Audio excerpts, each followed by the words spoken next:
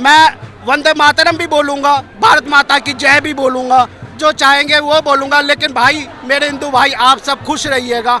और मैं तो ये कहता हूँ सरकार से कि पेपर लीक ना, और मेरे मुसलमान को फेल कर दे तो कर दे, पेंशन लगा लेंगे, हिंदू भाइयों को तो दे दो कम से कम नौकरी।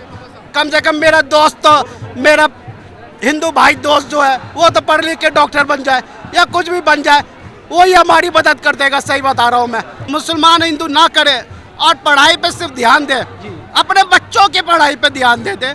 धर्मेंद्र प्रधान को इस्तीफा देना पड़ेगा। हम सब बहुत सोच के, भाई साहब ने बोले टोपी मत लगाओ, टोपी मैं पूरे 5 टाइम टोपी लगाता हूँ। आज मुझे हिंदुस्तान में टोपी लगाना बड़ा मना हो जाएगा। जिंदगी तकलीफ देता है, मौत नहीं देता है। ज्यादा से ज्यादा है ना, क्या होगा, मर जाऊंगा मैं। अगर ये नेशनल मेरे को देश विरोधी कह देगा, मर जाऊंगा अपना कहते देश बचाने के चक्कर में, और क्या होगा। लेकिन अब खुश रहने की आदत डालनी पड़ेगी बीजेपी के राज में। पेपर लीक 1 बार 2 बार जितना करना कर लो, बच्चे की उम्र चली जाएगी, वो भी मजदूरी करेगा। यही चाहता है ना बीजेपी। अगर धर्मेंद्र प्रधान को नहीं देना इस्तीफा, मत दो भाई साहब, मत दो। आप ही खुश रहो, मत दो। एक पेपर और देंगे, मैं फिर मेहनत करूंगा, फिर पढ़ाऊंगा, फिर पेपर दिलाऊंगा। एक पेपर और देंगे, मत दो इस्तीफा। उम्र चली जाएगी, जाने दो। माँ बाप का जो दिल दुखता है ना, उसके वजह से बच्चे खुदकुशी करते हैं। हम इस वक्त मौजूद है जंतर मंतर पर, और मेरे साथ में कुछ युवा कॉकरोचेज हैं जो शिक्षा मंत्री धर्मेंद्र प्रधान के इस्तीफे के लिए यहाँ पर आए हैं। और जैसा कि कॉकरोच जनता पार्टी की तरफ से कहा गया था कि 6 जून को जंतर मंतर पर वो एजिटेशन करेंगे, और आज 5 बजे तक की परमिशन है। आगे का क्या प्लान होगा वो भी जानेंगे।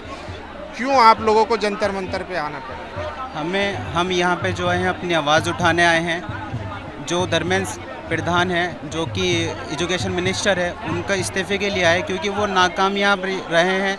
जो लीक वगैरह हुए हैं पेपर, और बच्चों को परेशानी पड़ी है। इतने लगभग काफ़ी सारे बच्चों ने एग्ज़ाम दिया और बाद में पता चला कि वो पेपर लीक हो गया। और ये पहले भी होता हुआ है, ये अभी का नहीं है कि इसी वजह से आए, पहले भी काफ़ी बार हो चुके हैं पेपर लीक।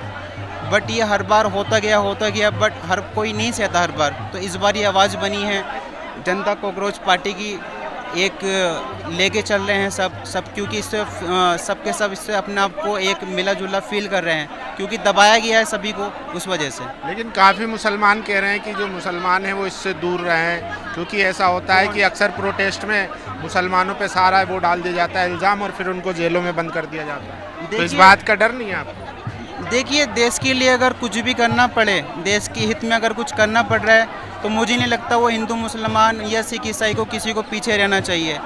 यहाँ पे जो मुसलमान अगर मना कर रहे हैं, पहली बात तो जो जितनी इन्फॉर्मेशन आप उतनी इन्फॉर्मेशन दो, जितनी इन्फॉर्मेशन मीडिया में आपको नहीं है तो मना कर दो, ज़्यादा इंटरव्यू देने की ज़रूरत भी नहीं है। और जो मना कर रहे हैं तो देखो मेरे हिसाब से तो गलत है, क्योंकि हर किसी को हमारा संविधान राइट देता है कि वो अपनी आवाज़ उठाए, अपनी बात आगे रखें।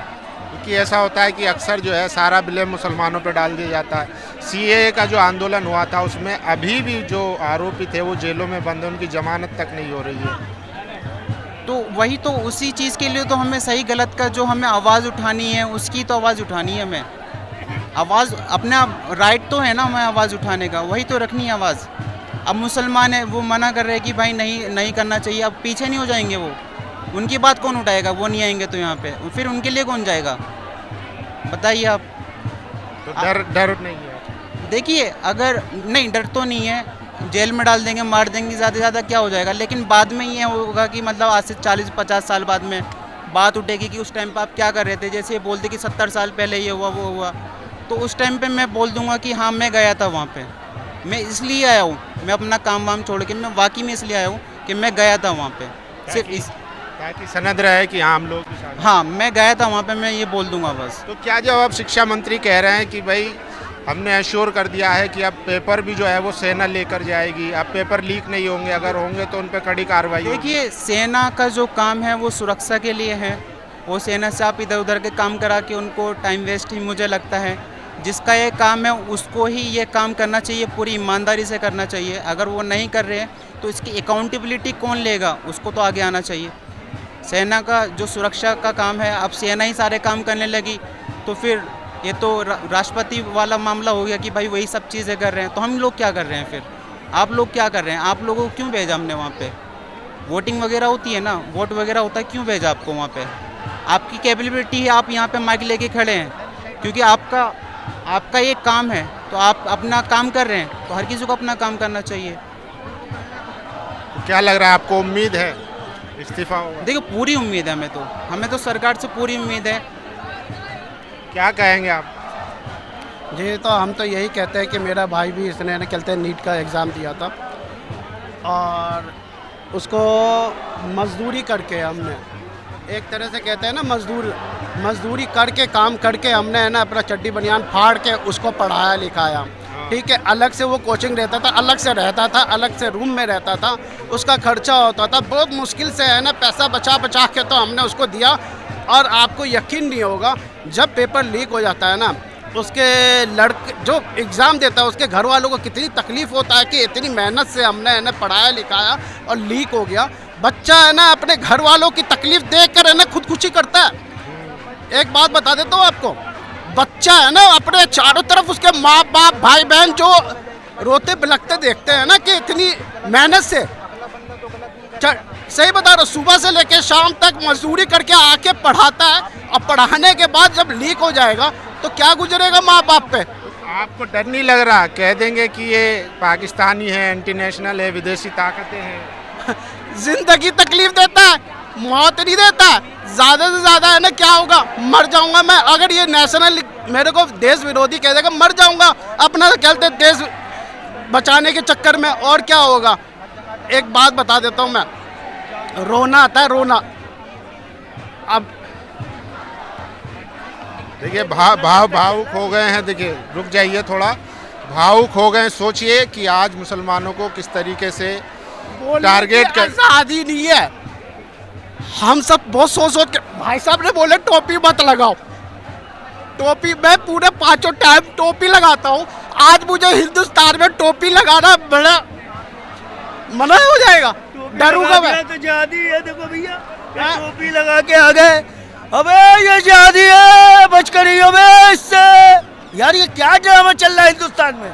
डर के मैं लगाऊंगा टोपी, दाढ़ी वालों को सीधे डरता नहीं मैं। और हमारा मेहनत करके फिर पढ़ाऊंगा और फिर अपने फिर पढ़ाऊंगा, एग्जाम दिलाऊंगा। लेकिन अब खुश रहने की आदत डालनी पड़ेगी बीजेपी के राज में। पेपर लीक 1 बार 2 बार जितना करना कर लो, बच्चे की उम्र चली जाएगी, वो भी मजदूरी करेगा। यही चाहता है ना बीजेपी, कोई बात नहीं, कर लेंगे मजदूरी। ये सब कहते हैं ना पिंचर लगाते, ये सब लगाते, लगा लेंगे। आप खुश रहना बीजेपी भाई लोग, आप सब खुश रहना, खुश रहना। आपकी खुशी के लिए ना बच्चे को हम उबर भर पढ़ाते रहेंगे, एग्ज़ाम दिलाते रहेंगे, आप लीक करते रहना, उम्र ख़त्म हो जाएगी। पिंचर लगाने के लिए हम लगा लेंगे बेटे को, तब खुशी रहेगी ना, आपको रहना खुश। पेपर लीक में तो कोई मुसलमान का बच्चा थोड़ी है, सभी शामिल है उसमें। तो वो तो भाई साहब हम मुसलमान हैं ना, तो हमें तो पिंचर ही आता है सिर्फ। उनके हिसाब से हम सब सिर्फ पिंचर लगाने वाले हैं। कोई बड़ी पोस्ट पे कोई मुसलमान का है, इनके हिसाब से सिर्फ पिंचर ही लगाते। मोदी जी ने कहा था ना, हाँ हम सब कोई बात नहीं, कर लो, लीक कर लो। अगर धर्मेंद्र प्रधान को नहीं देना इस्तीफा, मत दो भाई साहब, मत दो, आप ही खुश रहो, मत दो। एक पेपर और देंगे, मैं फिर मेहनत करूंगा, फिर पढ़ाऊंगा, फिर पेपर दिलाऊंगा। एक पेपर और देंगे, मत दो इस्तीफा, उम्र चली जाएगी, जाने दो। माँ बाप का जो दिल दुखता है ना, उसके वजह से बच्चे खुदकुशी करते हैं। बेटा है ना, जो एग्ज़ाम कैंसिल हो जाता है, और एग्ज़ाम जब कैंसिल हो जाता है ना, माँ बाप की दुख तकलीफ को, क्योंकि वो देखता है कि धूप में, बारिश में, ठंड में कैसे माँ बाप जाके मेहनत करके एक बेटे को अलग से रूम का किराया, खाना, सूखी कैसे कैसे रोटी करके खाता है बेचारा, पढ़ने के लिए कि अच्छे से मैं पढ़ाई पे ध्यान दूंगा, एग्ज़ाम दूंगा, फिर पता चलता है लीक हो गया। आपको यकीन नहीं होगा ना, जिन बीजेपी वाले के पास बेटा या बेटी किसी ने भी एग्ज़ाम दिया होगा ना, कसम खुदा की कह रहा हूँ मैं, झूठ नहीं बोलूँगा, बीजेपी वाले को भी तकलीफ वो होगा, वो मजबूर होंगे, नहीं बोलते होंगे। ज़्यादातर तो नेताओं के बच्चे भी देश में सर पढ़ते क्यों देंगे? पार्टी में है सर, वो पार्टी मिल जाएगी, वो क्यों देंगे पेपर? पेपर से मतलब नहीं है। अच्छा, ये भाई साहब रो रहे हैं, कह रहे हैं कि मुसलमानों को बोलने भी नहीं दिया जाता, हमारी टोपी देखते ही बोल दिया जाएगा कि जिहादी है, ये है, वो है। अरे सर मैंने कहा सर कुछ मुसलमान की वजह से पूरी कम्युनिटी बदनाम किया जा रहा है। अरे तो क्या पता है सर, ऐसा होता है सर ना। हमारा है अभी एसआईआर हुआ था, सारा का सारा प्रूफ ला के दिया हमने, सारा दादा दादा परदादा का सबका दिया हमने। हिंदुस्तान में हम जन्म से रह रहे हैं, अरे दादा दादा सबका लेना। ऐसा होता है सर ना। अब उसके लिए हम क्या करें? नहीं, हम क्या करें? नमाज नहीं पढ़े हैं, क्या नहीं करे बताओ? पहले भी है भैया, मेरे दोस्त है ना, पुजारी है, पुजारी, आपको मैं फोटो दिखा दूंगा, पुजारी है। अभी भी हम बहुत अच्छे से रहते हैं। ईद वाले दिन हमारे से शीर खाते हैं भाई साहब, पुजारी पंडित जी है एक मंदिर में हमारे बगल में, और वो हम दिवाली पे मिठाई बेचते हैं। आपको मैं हिंदू मुसलमान की जो एकता है ना, उसके है ना, जो आप देखेंगे ना एक साथ, ये तो चंद बस कुछ बंदे लोग हैं जो कहते हैं नफरत करते हैं, नहीं तो वो अंदर अंदर से भी है ना मुसलमान के अभी भी अच्छे दोस्त हैं और उनके साथ खाते पीते और रहते हैं।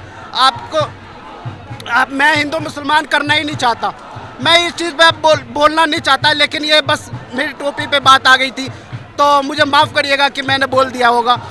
मैं वंदे मातरम भी बोलूँगा, भारत माता की जय भी बोलूँगा, जो चाहेंगे वो बोलूँगा, लेकिन भाई मेरे हिंदू भाई आप सब खुश रहिएगा। और मैं तो ये कहता हूँ सरकार से कि पेपर लीक ना, और मेरे मुसलमान को फेल कर दे तो कर दे, पेंशन लगा लेंगे, हिंदू भाइयों को तो दे दो कम से कम नौकरी, कम से कम मेरा दोस्त तो, मेरा हिंदू भाई दोस्त जो है वो तो पढ़ लिख के डॉक्टर बन जाए या कुछ भी बन जाए, वही हमारी मदद कर देगा। सही बता रहा हूँ मैं, इतने कट्टर दोस्त होते हैं हिंदू भाई। सहमत है इनकी बातों से? बिल्कुल सर सहमत है सर, बिल्कुल सर सहमत है सर। कुछ नेताओं के चक्कर में, कुछ चंद लोगों के, मुसलमानों के चक्कर में पूरा कम्युनिटी बदनाम किया जा रहा है। बताओ भाई कैसे आंसू निकल रहे हैं सर? ये देश को सर बर्बाद करने के लिए कम से कम हमें मत दो, मगर पेपर लीक तो मत करो ताकि हिंदुओं का बच्चा भी पढ़ ले। जी सर बिल्कुल सही कह रहे हैं सर वो, लेकिन ये नेता नहीं मानेंगे सर। उन्हें लगता है कि जब तक हिंदू मुस्लिम देश में नहीं होगा तब तक सरकार इसे कैसे चलेगी। ये सर इन जाहिलों को सर जवाब देना बहुत जरूरी है सर। आज जवाब दिया भी है आपने, धर्मेंद्र प्रधान को जवाब दिया आज। अगर देते हैं अच्छी बात है, अगर रिजाइन देते अच्छी बात है, अगर नहीं देते तो फिर प्रोटेस्ट आगे बढ़ेगा।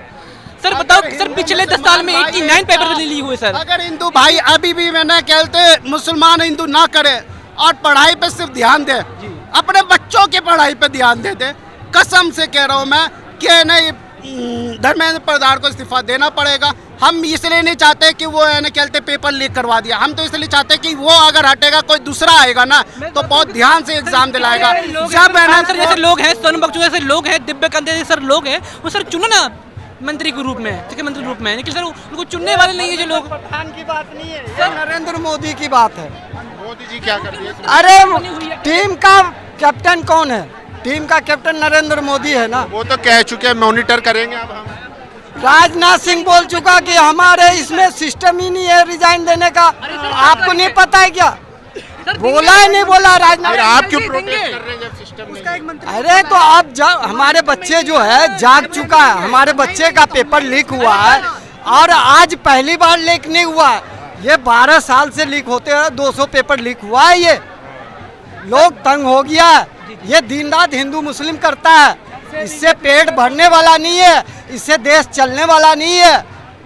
ये यहाँ पे लोग चलेगा संविधान से। अभी इसमें जो है आरएसएस के गुंडे भी घुसा हुआ था, बजरंग दल का गुंडा भी घुसा हुआ था, तो ये प्रशासन क्या कर रहा था? इसको कैसे इजाजत दे? गुंडा मत बोलिए सर। क्यों सर गुंडा मत बोलिए सर। और क्या बोलेंगे? अरे सर कुछ जाहिल हो सकते सर, पूरा पार्टी आरएसएस के गुंडे अरे सर ये बात सर आपकी अच्छी नहीं सर, क्या बोलिए सर? नहीं सर कुछ जाहिल लोग हो सकते सर, पूरी पार्टी नहीं सर। आरएसएस गुंडा है, बजरंग दल गुंडा है, क्या बात कर रहे हैं? ये खुलेआम में लोगों को पता है।